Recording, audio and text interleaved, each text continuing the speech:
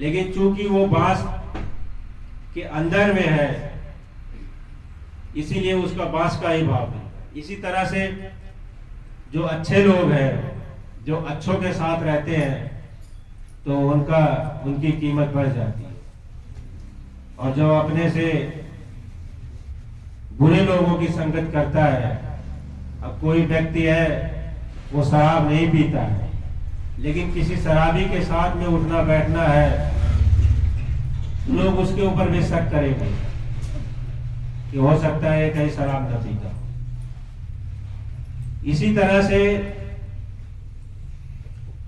जो संतों की संगत है, इसका बड़ा फर्क पड़ता है।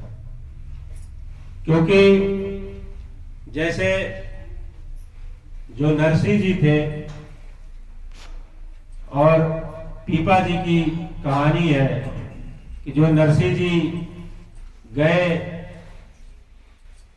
तो उनके यहाँ पे उन्होंने, नरसिंह जी ने एक भंडारा कराया।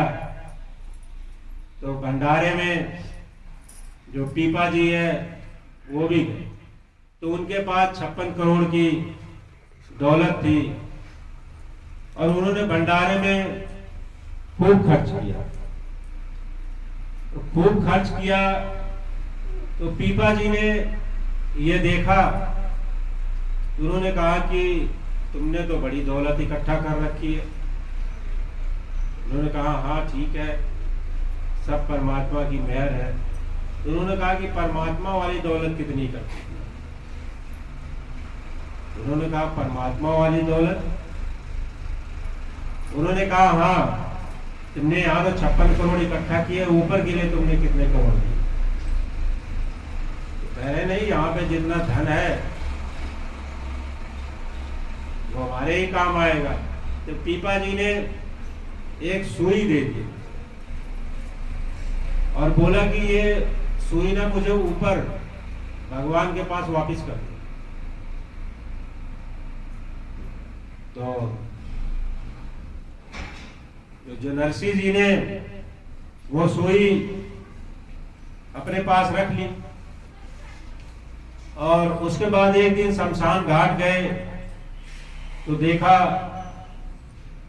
कि मुर्दे को जलाया गया, तो उसके जो गहने वगैरह आभूषण थे वो पहले ही निकाल लिए गए। फिर उसके बाद जलने के बाद उन्होंने देखा तो सिर्फ राख बची है।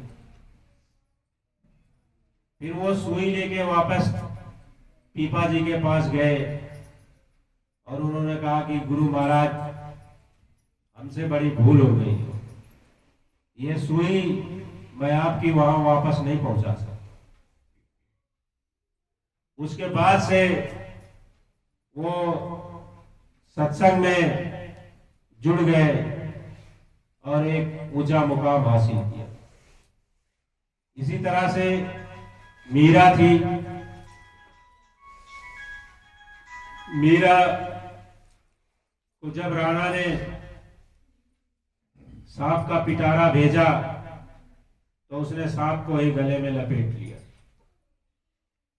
उसको इस चीज का भान ही नहीं रहा कि ये सांप है। और उसी तरह से प्रहलाद थे, जो प्रहलाद को ये सत्संगत का ऐसा असर हुआ कि वो जो होलिका को वरदान मिला था, वो कभी अग्नि से जल नहीं सकती, लेकिन उसको भी जलना पड़ा, क्योंकि भक्ति के रस में जो इस तरह से